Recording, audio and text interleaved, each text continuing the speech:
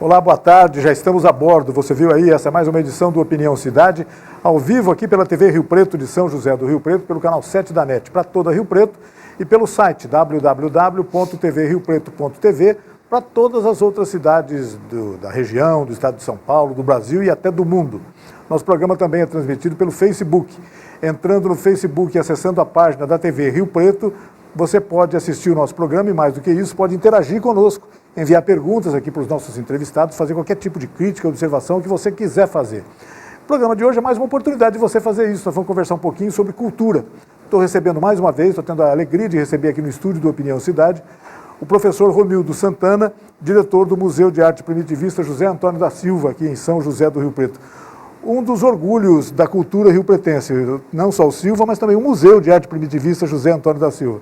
Graças, entre outras coisas, à perseverança e à teimosia desse moço que está aqui do lado, do professor Romildo Santana, sem dúvida nenhuma. E a teimosia do próprio Silva, né? Que, aliás, no próximo domingo estaria completando 118 anos de idade. Olha que coisa. O Silva nasceu em 1909, dia 12 de março de 1909. É engraçado isso, eu tive a oportunidade de conviver no meu início de trabalho na imprensa, etc., entrevistar algumas vezes o Silva, o pintor Silva. E hoje a gente vê que ele faria 118 anos, quer dizer, acho que a gente vai ficando velho também e começamos a perceber isso, né? Romildo, muito obrigado pela sua presença mais uma vez em nosso programa, mas nós vamos começar essa prosa aqui falando sobre o objeto desse trabalho aqui. Aqui é um catálogo de uma exposição retrospectiva, José Antônio da Silva, A Arte Não Basta. A Vida Não Basta. A Vida Não Basta, desculpa, A Vida Não Basta. Se a arte não basta, se a vida não basta, que dirá a arte então, né? Não basta mesmo, né? Esse é a capa, esse é o catálogo, né, dessa exposição, um catálogo muito fino, muito bacana, dando a gente perceber a importância que as galerias, que o mercado devota hoje ao nome José Antônio da Silva, ao pintor Silva, não é isso, Romildo? O título dessa grande exposição que está tendo em São Paulo, que aliás terminou agora, dia 3, né? O mote é uma frase do poeta Ferreira Goulart. Ele diz assim: a arte existe porque a vida não basta. Né? E que é assim, se a gente fosse pegar do ponto de vista filosófico, daria para pensar muito sobre essa frase do poeta Ferreira Goulart. Mas no caso em especial recentemente do José Antônio falecido da Silva, exato.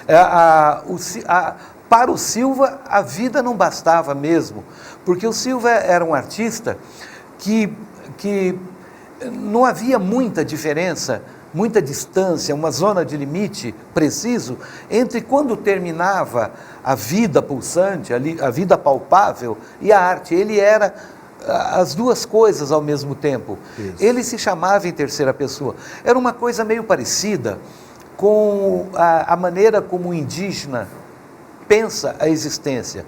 Para o indígena, a diferença entre o místico, os deuses, o Deus, a arte e a vida não tem.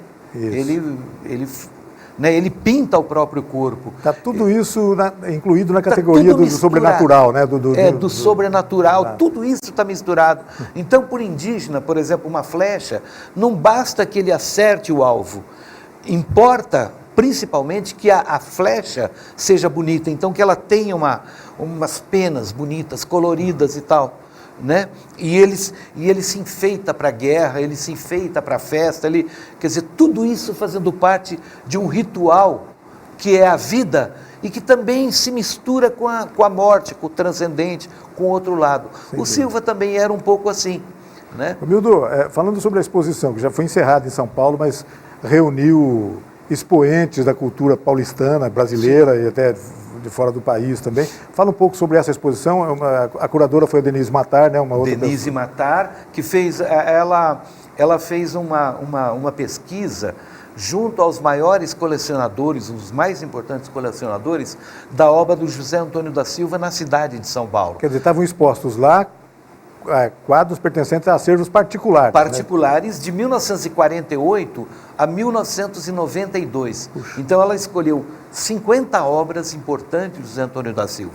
Isso é legal a gente pensar, numa cidade como São Paulo, né? A exposição ficou cerca de um mês. numa galeria importante de São Paulo, chique, várias salas, vários salões com iluminação. Acho que já estamos vendo aí algumas das obras que fizeram parte. Essa é a Denise Matar, certo. Tá? Que é a curadora da exposição. Olha aí, vai passando. Olha que beleza, abre essa tela, né? Uma crucificação de Cristo, um quadro antigo, né? Então, nessa... olha aí, o lugar onde foi feita a exposição. Olha que beleza esse quadro, né? É uma cachoeira do Marimbondo, com essa lua, quer dizer, uma cachoeira à noite. Né? Olha aí que beleza, com essa lua. Cachoeira do Marimbondo na nossa região, né? Isso, na nossa região. Né? E vamos para frente, olha um quadro... Esse quadro bastante conhecido do Silva, né? Essa antigo, temática do Silva. 50. Olha, aí é interessante, porque o Silva nunca foi ao Rio de Janeiro, né? E ele pinta essa paisagem, ele pintava baseado em cartões postais, né? Olha esse quadro aí, que é um flagrante, né, da mulher traindo o marido, né? Olha aí.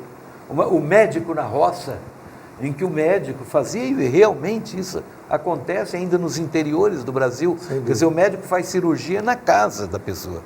Né? Eu conheço uma pessoa que mora aqui já na parte quase que amazônica do estado de Goiás, que lá você leva esses foguetes caramurus, foguetes de 3 tiros, e quando você solta um foguete é porque você está chamando o médico. Olha que coisa. Entendeu? Isso acontece hoje ainda no Brasil. E o Silva mostra essas cenas aí, né, com arte, né, com força e etc. Mas a gente estava falando assim, no caso do Zé Antônio da Silva, quer dizer, essa zona de limite entre a arte e a realidade, para ele não tinha nenhuma importância. Né? Então ele não dizia assim, eu fui em tal lugar, ele dizia, o Silva foi em tal lugar. Ele se via sempre fora dele, pessoa, ele se via como um personagem dele. Sempre. E aí, eu queria mostrar uma curiosidade. Estou curioso para você mostrar isso. A vida não basta. Tem uma outra sequência de fotos, olha aí, essa é uma foto que eu fiz do José Antônio da Silva em final dos anos 70 e começo de 80. Ele me chamou na casa dele, ele falou assim, eu quero unir o clássico com o primitivo. O clássico seria a fotografia. Quando o Romildo fala assim, clássico, era a maneira como o Silva pronunciava as palavras. Clássico, exatamente. Né?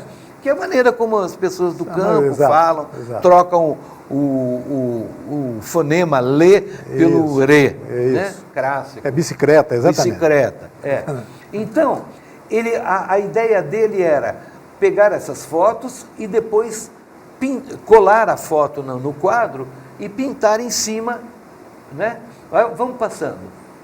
Olha aí, seria o Silva se encontrando com o lobisomem. Aí então ele ia pintar o lobisomem, etc. Ele fez todo aí ele ia colorir, ele que pediu que as fotos fossem em preto e branco, né? Porque aí ele ia colorir, então ele ia misturar aquilo que é mais imitativo da realidade, é o lobisomem aí outra vez. O mais imitativo da realidade, que é a fotografia, com a pintura. Aí seria ele acordando com uma cobra em cima dele. Aí onde está o cano tá vendo? Tem um cano aí, ele ia fazer a cobra, né? Onde está o piso, isso tudo ia ser apagado. Enfim, né? Ele ia transformar essas fotos num quadro, ele ia complementar isso. Quer dizer, então ele estava dando uma outra dimensão para a realidade. Ou seja, a vida não basta. Isso aí, então, anos 70, como você está dizendo? Final de 70, começo de 80. Poxa, então ele pediu que eu fizesse essas fotos dele. Olha aí, vendo? Aí ele ia pintar uma cobra, ele pegou lá uma cobra de raiz. E ele chegou a fazer esses complementos dos quadros. Fez. Você estava me dizendo, alguns deles se deterioraram, se estragaram com o tempo. Essa foto é curiosa. É ele se enforcando. Essa foi a última que eu pintei naquele dia, que eu fotografei naquele dia, porque a última que seria mesmo, seria o Silva saltando de paraquedas. Aí ele já tinha deixado uma escada e ele subiu em cima da casa e se jogava. Ele tinha 70 e tantos anos, se jogava lá de cima. E você sabe que para tirar fotografia, assim, a gente sempre vê o passado, né? A câmera, quando você está vendo já o que passou. Esse é o nosso sistema óptico. A gente sempre vê com algumas partes de segundo depois. Isso. Quando a gente registra. Então era difícil, e ele já tinha saltado 2 vezes. E eu falei para ele que já tinha acabado o filme, e então não ia dar mais para continuar. Mas aí eu quero mostrar, ver a nova sequência, para a gente fazer devagarinho, o que virou isso, exatamente. esse pensamento. Isso. Olha aí, aqui você está vendo, tem uma casa de pau a pique, e a porta, está vendo? A porta e a janela. Na porta ele desenhou uma das namoradas dele, a Fátima, segurando uma vassoura, e ele a janela. Então ele colou uma daquelas fotos, né?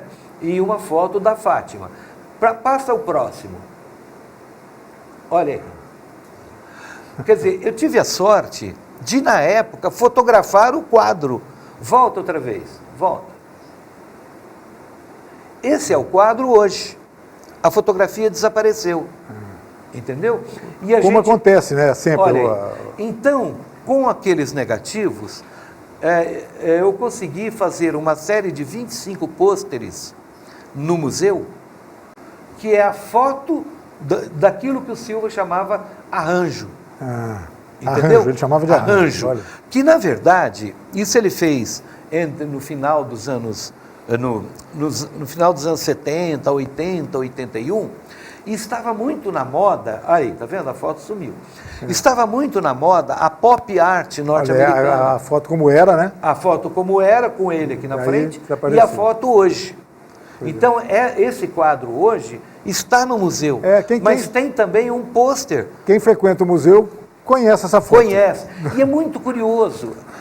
Aqui é a Maria Clara, que foi outra das namoradas dele, que é a personagem do romance Maria Clara, que ele publicou em 1970. Certo. Então você tem, num ambiente rural, fotograficamente, o Silva de verdade. O Silva de verdade. E os personagens dele. E os personagens como se estivesse saltando da imaginação dele ali. Então ele ele redimensionava a realidade, saindo do real e indo para a ficção, para o sonho. Ou seja, saindo da vida, e como se a vida não bastasse, indo para outras dimensões. Olha aí é ele mostrando o romance da minha vida, que é o primeiro livro dele, publicado em 1949. E ficava bonito esse arranjo, né, rapaz?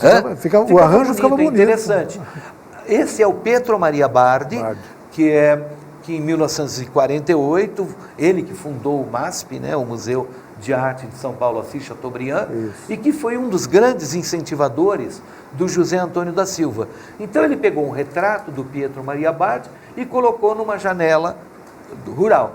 Ele se utilizava tanto de fotos, como eu mostrei, fotos inclusive algumas feitas por mim, quanto de recortes de revistas. A revista Manchete, a revista Cruzeiro e tudo. Olha aí, Pelé e Xuxa na praia. Quer dizer, olha aí, Pelé e Xuxa no campo.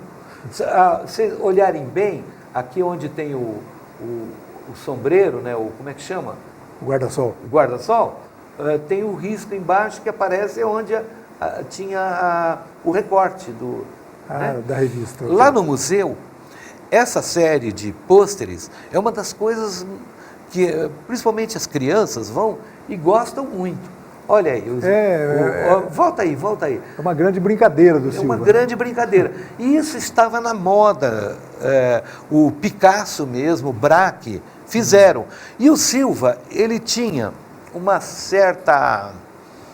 Ele achava meio negativo chamá-lo de artista primitivista. Ele falava assim, os primitivos são duros, são ingênuos. Eu não, eu sou moderno, eu sou... né? E aí, ele pintava quadros como esse, como se fosse uma espécie de uma autoafirmação dele, como quem diz, ó, os caras estão fazendo nos Estados Unidos e eu estou fazendo aqui. Né? É uma coisa também interessante na obra dele, porque o artista, muitas vezes, ele fica escravo dele mesmo. Né? O José Antônio da Silva, com 50 anos de carreira que ele teve, digamos assim, ele morreu em 1996 e foi descoberto aqui em Rio Preto em 1946, 50 anos de carreira e um artista de projeção internacional, como ele foi. Como a gente vê por esse catálogo. Ele tem quadro no MoMA, do Museu de Arte Moderna de Nova York. Sem dúvida. Bom, as pessoas exigiam que ele fosse sempre aquele caipirinha rústico, lá do meio do mato, onde ele veio, lá na região de Sales Oliveira. E ele resistia a isso, ele chegou a São José do Rio Preto. E não, ele convivia, inúmeras exposições chiques, exposições com alta sociedade paulistana e etc. E ele tinha contato, mas ele era obrigado a pintar com garranchos e tudo, para mostrar que ele era ele mesmo, entendeu? Entendi. Por exemplo, o Silva foi premiado em 1951 na primeira Bienal de São Paulo, 53 também, na segunda Bienal de São Paulo.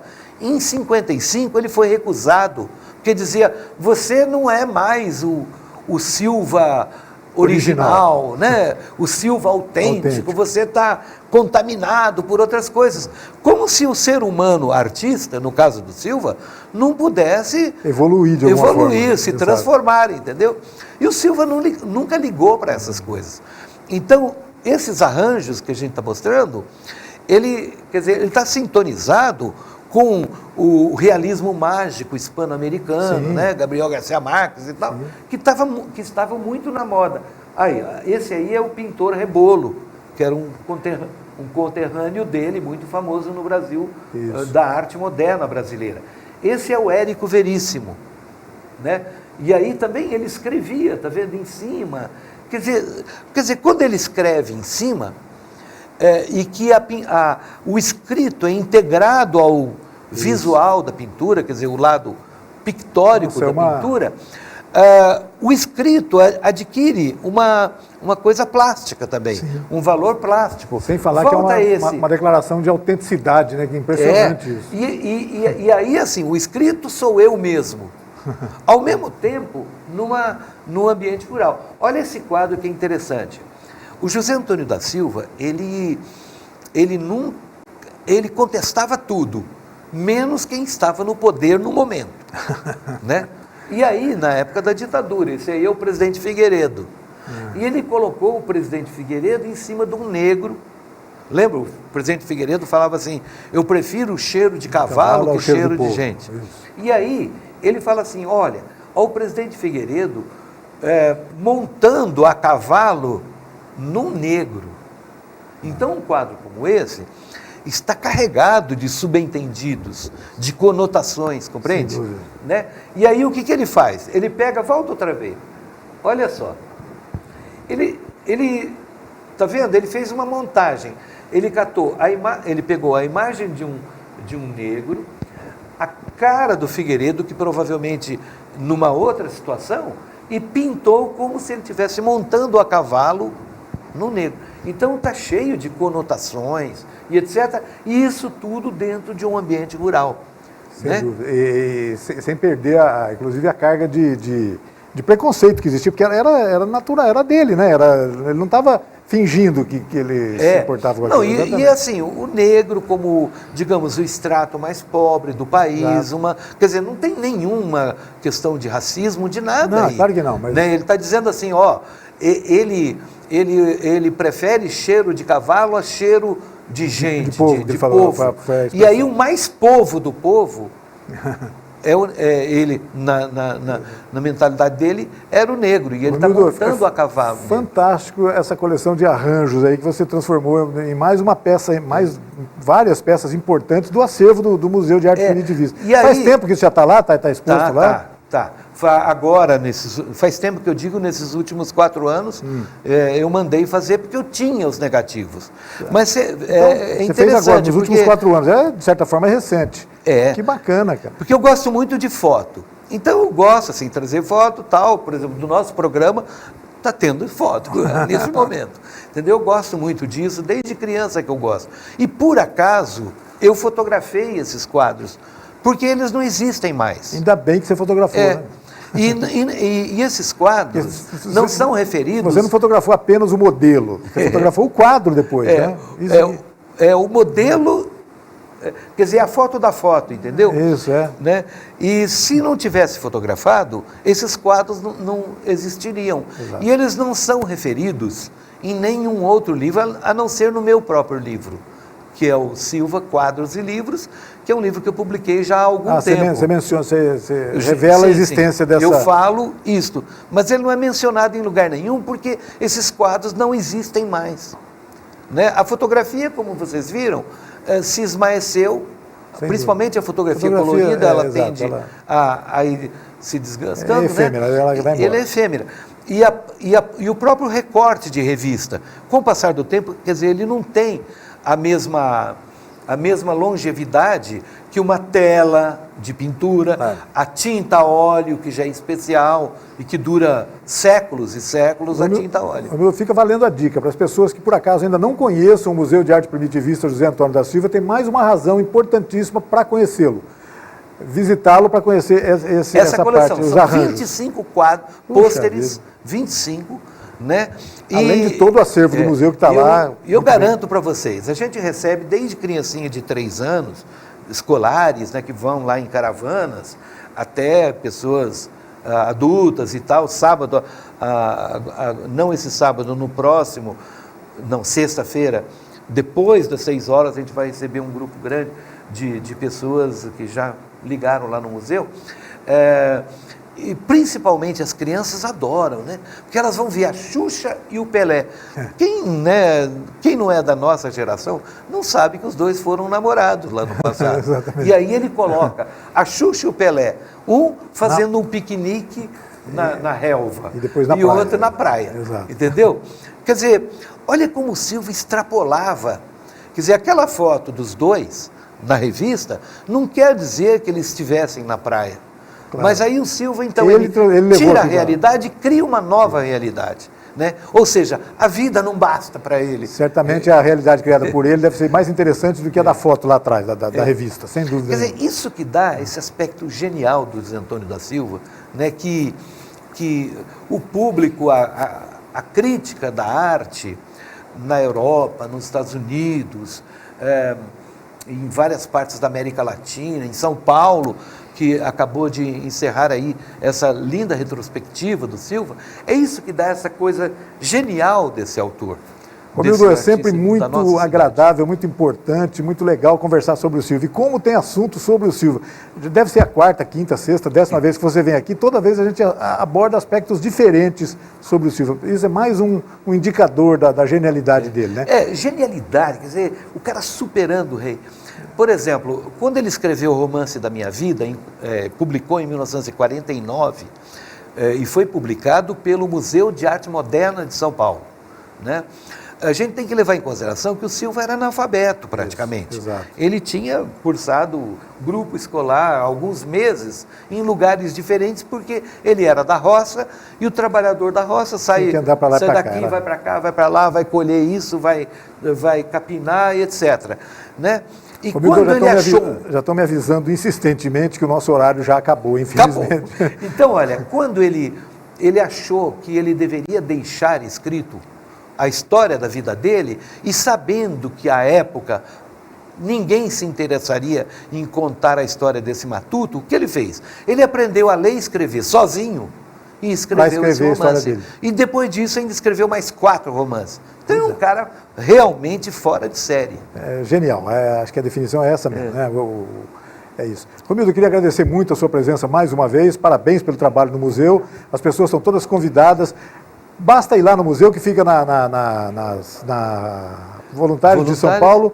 com a Saldanha Marinho, né? Com a Saldanha Próximo Marinho. ao centro da cidade, muito fácil de localizar. Das 8 às 5 da tarde. Está sempre aberto. Está sempre aberto. Agora, quando uma visita monitorada, a qualquer hora, à noite, sábado, domingo, a gente vai, é uma coisa bem nossa, assim, bem de um canal como esse, comunitário. Bacana, que legal que seja assim, viu, Romildo? Que bom. Não percam essa oportunidade, gente. E ainda contar com uma visita tutoriada pelo Romildo Santana é uma oportunidade imperdível para as pessoas, de modo geral. Obrigado, viu, Romildo? E até uma próxima, Abração. tá certo? Tchau. E obrigado a você que nos acompanhou em casa em mais essa edição do Opinião Cidade. Desde já, você está convidado a estar conosco novamente na segunda-feira, ao meio-dia, aqui na TV Rio Preto. Até lá, um forte abraço a todos. Tchau, pessoal.